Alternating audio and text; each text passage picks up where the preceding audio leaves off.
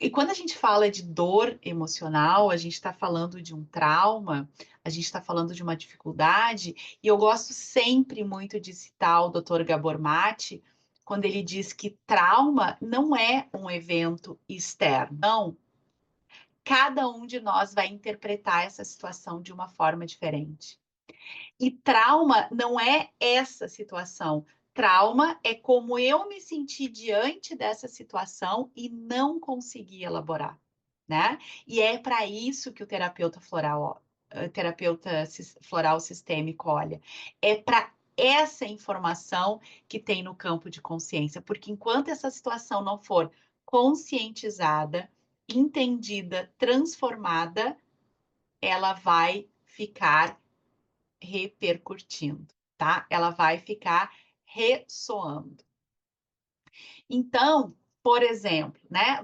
Vamos supor que eu estou aqui atendendo meu cliente e nós estamos falando sobre alimentos, nós estamos falando sobre atividade física, nós estamos falando sobre eu não tenho frequência na academia, eu consigo me controlar até o cair da tarde, né?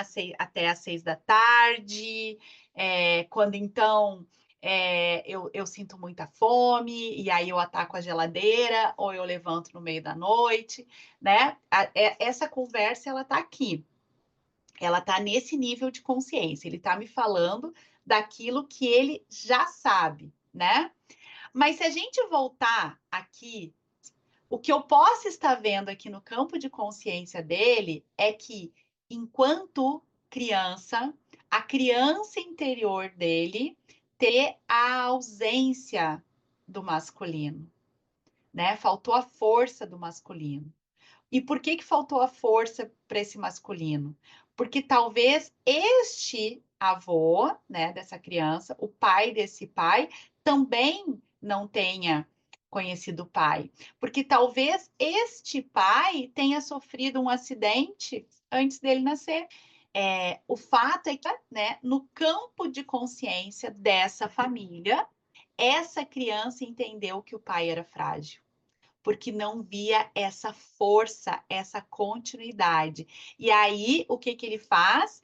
Eu me torno grande para cuidar dos meus pais, ou assumir responsabilidades que não me pertencem. E aí, gente, não é dieta, não é atividade física, é o entendimento de que eu preciso confiar que os meus pais são capazes de lidar com o destino deles.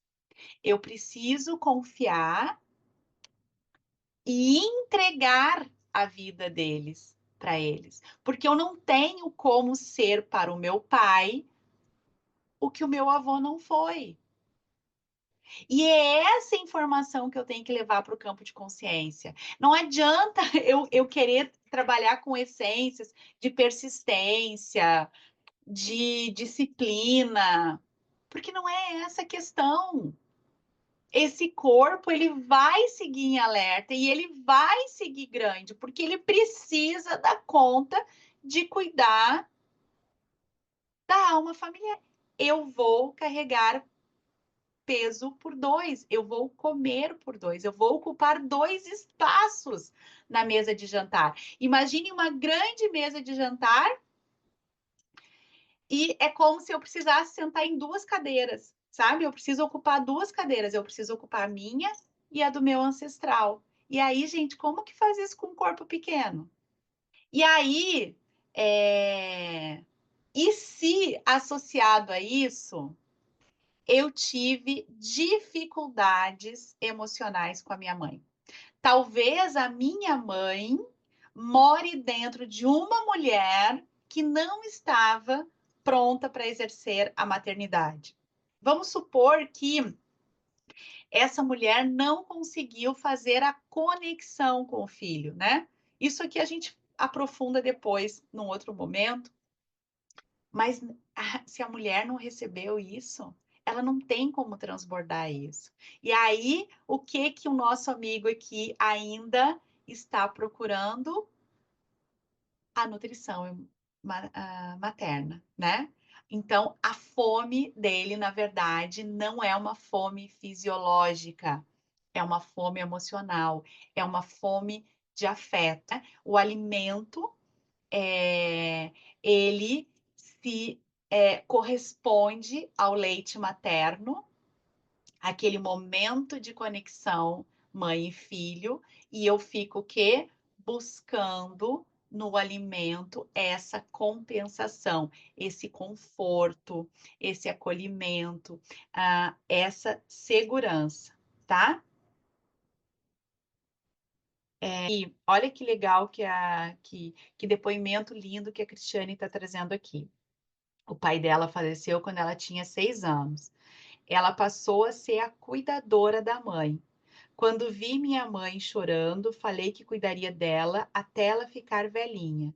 E foi o que eu fiz, cuidei dela até ela morrer. Que declaração de amor, né, que a Cristiane está dando aqui pela mãe.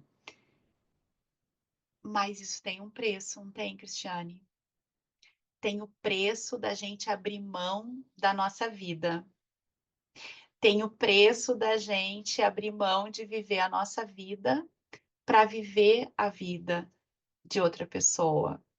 E aqui, gente, sempre que eu atendo alguém, sabe, sempre que eu converso com os meus alunos, entendo que não tem certo e não tem errado. Tem a escolha que a gente faz e tem o custo que nós estamos dispostos a pagar por essa escolha. E quando a gente faz essa escolha de alma, ela não nos traz prejuízo.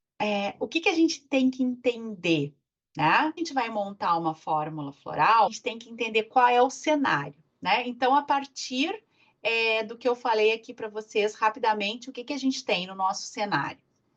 Uma lealdade a um avô, a um bisavô. A gente tem o vazio materno, né? A falta da presença da mãe. E também vimos a falta do masculino, né? Quando a gente falou daquele avô.